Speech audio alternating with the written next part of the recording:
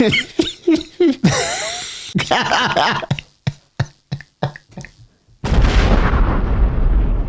back to another British Family Reacts video, and have we got a corker for you today? And today's video is entitled... I was completely wrong about autumns in America. Like the video, subscribe, all that good stuff, you absolute bloody legends. Gonna quit our jibber jabber. Let's get on with it. Ooh. Autumn is here. The humidity of summer now a distant memory. Like the tribulations of my youth, or fidget spinners. I was waiting for something funny. He was being too serious. I love autumns in the Midwest. It's a time when Americans come together to enjoy pumpkins, quaff apple cider, and overdo it on the flannel shirts. But when I first moved to the United States from England, my view of Midwestern autumn was quite different. You want to know why? Here's Laurence from 2008 to tell you why. Hi, I'm Laurence from 2008, a time when I had way better eyesight. One day, my wife and I were lying on a blow-up mattress at my parents' house, plotting an unexpected move to a country called the United States. Back then, I was a wee little nipper. Some have speculated as young as 26. My worldview was so small it could fit inside a mattress. 2 points. Can you guess what t-shirt that is? Let us know in the comments below. You geeks will know exactly. Let us know in the comments below what t-shirt that is. Matchbox. Not literally, that would be really weird. But like I said, I was 26. I That thought wig. I knew better than the very people who had guided me through my youth. You know, like my mum, my dad, Mr. Miyagi. I thought that I was making the right move, that life in the good old US of A would be a doddle, a walk in the park, a breeze. In my mind, all I'd have to do was show up, flash my accent, and America would make me their monarch. When I stepped off the plane, I found myself in the bountiful kingdom of Indiana. The date was November 10th, 2008, the middle of autumn, except something wasn't right. And I'm not talking about the usual reasons that people feel that way when visiting Indiana. I'm talking about the weather. It was absolutely freezing, and I know what you're thinking. Ooh, Laurence, why do the British always exaggerate the weather? But here's the thing, I wasn't. Historical weather records for Indianapolis confirm that my 11 p.m. arrival time coincided with temperatures of 32 degrees Fahrenheit. Quite literally the freezing point of water and nose hair. Already alarm bells were going off, which is a particular problem when you're leaving an airport. This didn't feel like the autumns I'd always known. In fact, my initial belief was that things were completely and utterly a little bit not good.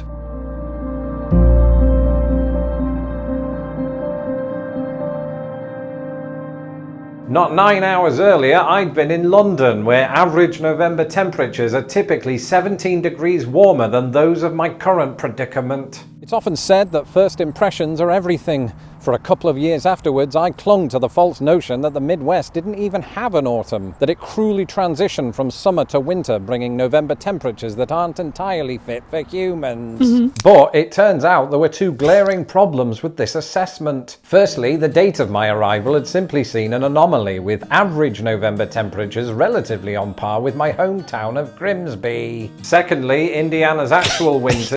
I'm sorry, but that wig's killing me. This video is sponsored by Vidal Sassoon. It's like lovely and shiny, isn't it? You're showing your age now with that as well. Is that old? Is it Vidal? Yeah, I think so, Dar. Does make 32 degrees seem like a fortnight in Cancun, but that's another story. And so a few years later, I woke up one morning and went a bit heavy on the exposition. Right, so given that the Midwest doesn't not have autumns, I suppose that I, the chief protagonist of this story, have just realised that the Midwest does in fact have autumns. What are you looking at? Fine, but as the years rolled on, like this toilet paper falling down steps for some reason, I noticed something. Americans didn't just experience autumn, some made it their entire personality. They willingly consumed something by the name of pumpkin-laced souffle. Pumpkin spice latte? Same thing. Their homes became temporary showcases for the colour orange, largely so that their Instagram feeds could do the same. Nice teapot The there. real champions of autumn all had one thing in common. They all had doormats bearing the words "Happy Fall, y'all." As an English person, the sight of Americans worshipping at the altar of autumn was jarring at first. For me, the season had always been about moaning about damp leaves or burning effigies down at the beach, or sometimes both at the same time. But then I remembered something, a challenge I'd laid down to myself while I myself laid down on that mattress. When you move there, try to embrace everything that life throws at you, except raccoons. One day after leaving work, I decided to walk home via Lincoln Park rather than catching the L. I wanted to be by myself and shut out the world for a bit, so I put on my headphones and listened to something relaxing,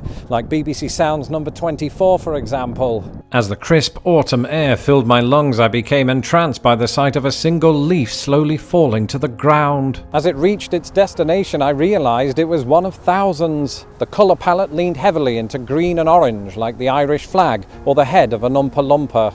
Absent the English drizzle, there was something elevated, perhaps even magical, about this American scene. In Indiana, where the leaves of Brown County are admittedly among the best in the Midwest, I didn't get out as much as I do in Chicago, at least not on foot. In Lincoln Park, those same feet moved through the leaves like wind from a panther's arse. Except the general aroma was pleasant, similar in nature to the autumns of my youth. Back home, there was always something particularly spellbinding about this time of year. It probably helped that Halloween, Guy Fawkes, and my birthday all fell within days of each other. And while Americans aren't known for letting off fireworks on November 5th, the country is no stranger to autumn festivities in autumn. That last word was redundant. Between October 31st and December 31st, America turns into one giant party. You've got Halloween, Thanksgiving, Hanukkah, Christmas Day, Kwanzaa, New Year's Eve, and the birthday of the greatest... Kwanzaa? I don't know. What's Kwanzaa? If you let us know in the comments below, that would be amazing. Thank you. President of all time, Bill Pullman. With such an array of festivities, it's little wonder that my own birthday often gets forgotten. In fact, in 2020, I even missed it myself. Mind you, of course, that was the year that a certain something spread around the world. Yep, monoliths. Oh, yeah. Do you remember that? Do you not They just started remember? appearing everywhere. Strange monoliths started showing up around the globe. Actually, come to think of it, since the first one was spotted in Utah, I haven't been the same. Kaz? Kaz, if you're watching, was that you? It's like I've become this entirely different person, right? Always asking myself, am I really here? Do I actually exist? What exactly are hands? No, my dear Laurence, it wasn't the monolith that did that. That was just some art students mucking about. The spell was cast on you by somebody else entirely.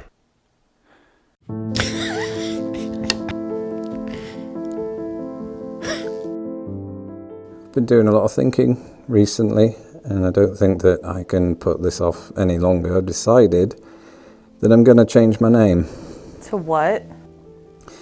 To Paul Pumpkin Cheeks. Now, I do realise that this might come as a shock to my audience, who will nonetheless appreciate the improvements to my face. But please reserve your judgments until the end, by which time I'll be gone and Laurence will return. For now, I'm the embodiment, if you will, of autumn, at least in the eyes of this daft pillock. Basically, the backstory here is that Laurence accidentally took a sip of pumpkin fried souffle. Pumpkin spice latte? And he instantly turned into Paul Pumpkin Cheeks. Now, while this might sound like his accent's changed, what do I do? Now, while this might sound like it were premeditated by somebody close to Laurence, it did give the YouTube sensation the final jolt that he needed to finally embrace autumns in the Midwest. What I'm saying is it was premeditated by his wife. The face comes and goes, almost literally at the minute. My journey from autumn denier to literal fall guy has been long, arduous, and fraught with cinnamon. But on reflection, when you take into account the oppressive humidity of the Midwestern summer, not to mention the cruel freeze of its wintry sister, fall represents something of a middle child, which is probably why I neglected it for so long. And just like the monoliths of 2020, the season completely disappears before you can say,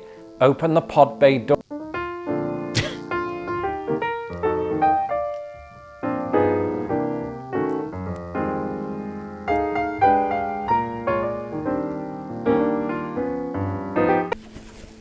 Why didn't you tell me I had my glasses on? That's not a little bit different. Like, Yeah, I that was was- actually engrossed in that the whole time.